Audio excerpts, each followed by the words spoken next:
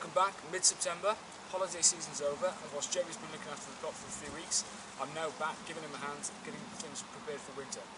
Jerry, while I'm away, has done the bean trench, ready for the run of beans next year, and we'll be using this bed later this year to plant some broad beans over winter. The second bed we need to get ready for winter planting is the onion bed, which will become the root bed next year. Now we've got our leeks in already. This was the potato bed earlier in the season, and we've cleared some space the other side for the shallots and overwintering onions. One thing we need to do with these leeks, Jerry planted these about 3 weeks ago now, is if we just chop the tops off, like that, what it'll do is it'll generate more growth through and thicken the leek, so we'll get far better leeks over winter. Once we've chopped the tops off, what we're left with is these.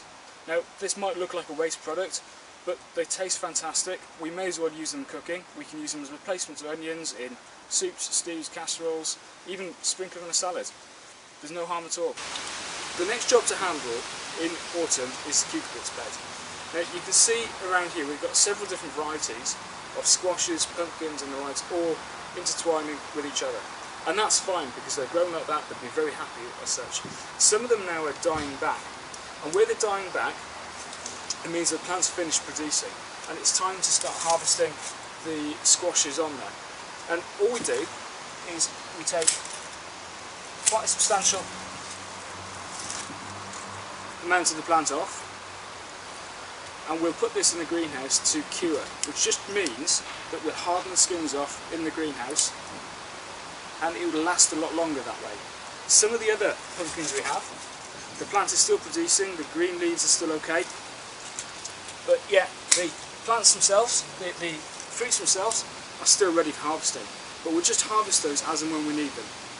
And these particular ones, they're great. Chop the tops off, put a bit of butter in and microwave them, fantastic.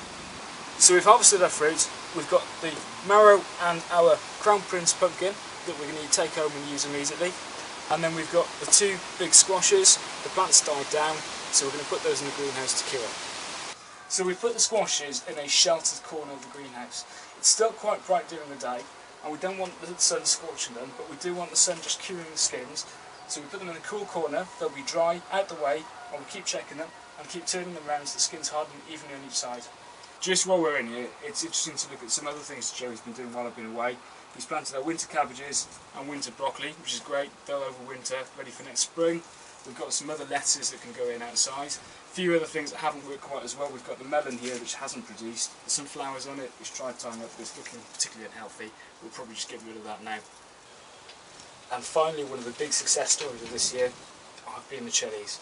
A fantastic, colourful crop all through the greenhouse. This one is just turning now, and we look forward to trying that soon. Now there are several other jobs around the plot, the usual stuff. We've got lots of weeding to do. We need to trim these parts and bring the grass back down. We might even use a bit of cheeky weed killer. But one of the important jobs that we've got to do today is autumn is now here, the leaves are falling off the trees, and we've still got the top and our fruit cage. Now the fruit's all finished, so it doesn't need to be here anymore. We need to take this off because as soon as the leaves will land on the top of the cage, it puts a lot of pressure on, you can damage the whole cage. And what we want to do is use this net year after year. So we'll take that off, store it over winter, and let the birds strip off anything that's left on the fruit bushes.